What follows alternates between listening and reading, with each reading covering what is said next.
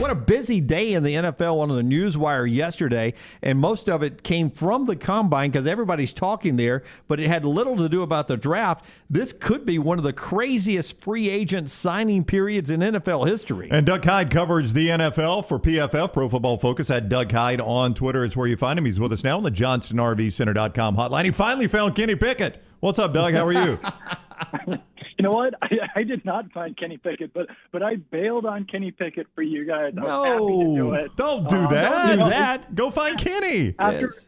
After waiting an hour and a half for Kenny Pickett, I had enough. You know, at a certain point, you reach your limit for Kenny Pickett. Apparently, Doug, it's hard to keep a watch on your wrist when you have small hands. The watch just slides right off the wrist, right? Is there a chance his hands are so small? True. His hands are so small he couldn't turn a doorknob? He can't open the He can't open the door. He's trapped in a room in Indianapolis?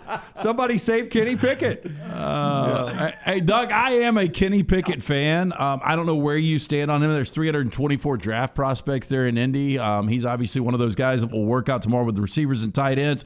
Is he, to you, the most intriguing quarterback prospect out there? You know, it's really tough with this class. I wouldn't say so. I think the most intriguing quarterback prospect to me would probably be Malik Willis, just because he's got the best tools. He's, the fastest guy. He's got the biggest arm. Obviously, some of the fundamentals and the accuracy aren't quite there yet for him at this point, but I think he was the most impressive quarterback at the Senior Bowl, which I was at down in Mobile. And we'll see how he does throwing tomorrow. He's not going to run at the Combine, which is a little bit disappointing because I definitely wanted to see his 40 time. But I think that, it's a weird class because they're all really kind of bunched together. And I'm not sure if, I think Kenny Pickett could be, one of the more pro-ready guys, but the hands thing is kind of real. He kind of struggled to throw in the rain in Mobile. So I think that there is something he still has to prove there. I'm interested, Doug, because you've done this a while now. It seems like we're evaluating and drafting QB2s at best. Do you think there's really a long-term NFL starter in this class at all? I think that there could be one. The issue, though, like I just mentioned, is that I don't think that we know who that guy is going to be. Like it very well could be Malik Willis because of all the tools that he has, but there's also a chance that he could kind of bottom out and not work at the next level. I know that people like Desmond Ridder quite a bit. It could wind up being Desmond Ridder, could wind up being Kenny Pickett. Sam Howell is definitely in that same echelon or caliber too. So I think that teams will be drafting these quarterbacks hoping that they hit on the right guy, but it probably depends largely on fit. It probably depends largely on, which team actually drafts them, what the coaches are, everything. I know this isn't an overly helpful answer, but it is kind of the consensus whenever I talk to people that, one of these guys is going to hit. It just depends on who it is, and no one really seems to know that at this point. Doug Kyed covers the NFL for PFF, Pro Football Focus. You can follow him on Twitter at Doug Kyed, at PFF on Twitter. For Pro Football Focus. He's with us on the JohnstonRVCenter.com hotline. Rarely does a 44-year-old quarterback dominate a lot of conversation at the Combine, but Tom Brady did that. I mean, Bruce Arians was asked about it. We agree here, and we like Bruce. He's been on our show. He gave the smart answer. It would be bad business just to let him do whatever he wants to. But are we talking too much about Tom Brady? Do you get the feel that this is even being considered by the Brady camp? I do think it's possible that he could come back. I don't think it's out of the realm of possibility. I thought that the retirement was odd. I thought the timing of it was odd. I think the manner in which he did it, just announcing it on Instagram days after it had been reported that he was going to retire, was odd. I think that there could be something real to the whole 49ers rumors, but that, Bruce Arians kind of threw water on that, like you guys were saying. Wow. But that was weird. Did that you was hear scary. It was a scream, and then we lost his phone. Yeah, I don't know what that was. I mean, we've got the NFL Network on, so if something legit happened, we would have seen it, right? I think he has been the most difficult guest in our history to get on. All right, it's not his fault. I'm blaming Kenny Pickett, but that's crazy. We finally round him up, and then he gets evaporated. I know. I mean, should we really call him back, though, Rockstar? I just let it go. I mean, that sounded like a disaster, like something bad had happened. I am intrigued to see what happened. Yeah, I would like to text him and make sure he's okay, if we can do that. Well, that's what people are saying. Make sure he's okay. Yeah. The Brady camp shut the answer down. Kenny Pickett probably heard your jokes and attacked him. Yeah. We were a little hard on Kenny Pickett, I would say. Well, then he'd put something in his hand, though.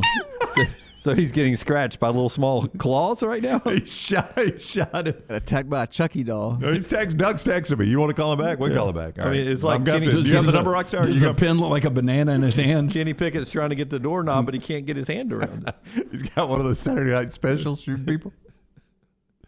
Man, if Kenny Pickett, he'd be great though. You ever drop the phone in your seat in the car? You can never. And get your it. hand's too big. I mean, I Kenny know. Pickett can slide right in there. You know who I called last night by accident? I was searching for sending some people some contacts. Hugh Freeze. And I was close. Rob Snyder. Josh Maxson. Oh, from Alabama. How is he SIDM. close to Hugh Freeze? I don't have many people on my All phone. right, Doug is safe, everybody. He's back with us. There was like a yell in the background, then you disappeared, Doug, so we were worried about you. No, I'm fine. That was a strange situation. There's chaos here in Indy at times. Okay. All right. But everyone's safe. You're okay. All right. Yes, everyone's safe. We're all good. No, absolutely. Yeah, I don't know why I wound up disconnecting with you guys, but the timing of that I can understand was suspect. Yeah. In our Farmfolio chat room, one person writes, "Tom Brady's people shut down his answer." That's right. Another person is he dropped his phone in a small space, and now we're waiting on Kenny Pickett with his small hands to come get the phone for him. No. Hey, Doug, another story that bumped outside of the combine was Saquon Barkley, a guy that was so dominant his rookie season out of Penn State, and he just can't stay on the field. How legitimate do you think it is that the Giants actually get rid of Saquon Barkley? I mean, I think it's a possibility. I think that any time that you've got, a GM and coaching change, it makes it easier to make those decisions and move on from players who were highly drafted. So ultimately, I think that with really any trade, it's more likely that it doesn't happen than that it does.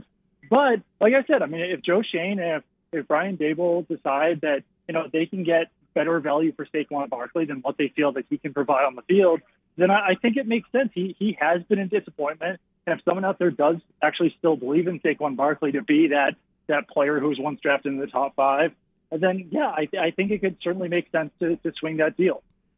I'm a Buccaneer fan, so I'm post-Brady fan now. I want Jimmy Garoppolo. Am I stupid wanting Jimmy Garoppolo in Tampa? No, I don't think so. I actually think that, Jimmy Garoppolo is a little bit unfairly maligned.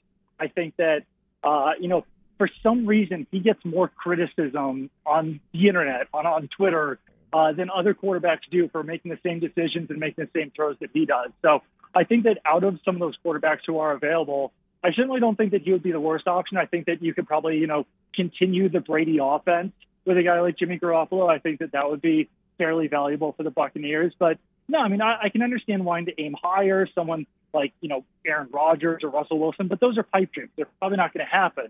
So if your decision comes down to Kyle Trask and Blaine Gabbert or Jimmy Garoppolo, even if you have to give up something for Jimmy Garoppolo is the better option there. Let me set this up by letting you know something these guys know. I don't like Aaron Rodgers. I've never been a fan. I respect him. I think he's an incredible quarterback, but I think he is selfish. I think we saw it last year. I think we're seeing it again. You called him greasy yesterday. He does look a little greasy. Doug, I do think he needs to wash the hair a little bit more than once a week. But outside of that, how do you think this ultimately plays out? Where does Devontae end up? Where does Aaron Rodgers end up? And what's the timeline on this?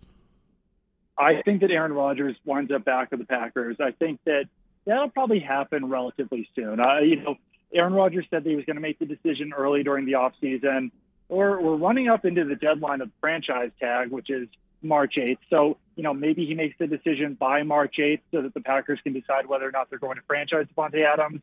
The next deadline after that would be March 16th, the beginning of the new league year. But, yeah, I do expect him to return. I expect him to get a big contract from the Packers and for things to be kind of normalized down there in Green Bay again. And if he's back, and I think that they're going to do everything that they possibly can, to get Devontae Adams back in there as well. And if they have to franchise tag him to start with and then, deal with working on a longer-term contract after that, then I think that makes sense. But, I think that they're going to try to run it back as much as they possibly can with the Packers, even if they have to do some salary cap, maneuvering similar to the way the New Orleans Saints have handled it in recent years, or the way the Tampa Bay Buccaneers did to get Tom Brady and everyone back this season. So, no, I think he'll be back, and I think they'll be competitive again next season. All right, go follow Doug on Twitter and Instagram at Doug Kyed, Kyed, Doug Kyed, and read him at PFF. And they are on Twitter as well at PFF Pro Football Focus. Doug, thank you, man, so much for the time. We greatly appreciate it. Absolutely. And I apologize for both the delay and the technical difficulties, the screaming in the background. This was not my best performance, but I appreciate it. We'll give you an encore at some point. We love it's fantastic. Good luck in chasing down Kenny Pickett. Yeah. He's probably doing the Whopper commercial right now. Go get Kenny. Yeah. Thank you, Doug. Take care. Doug Kyed. Doug Kyed with us on the JohnstonRVCenter.com hotline.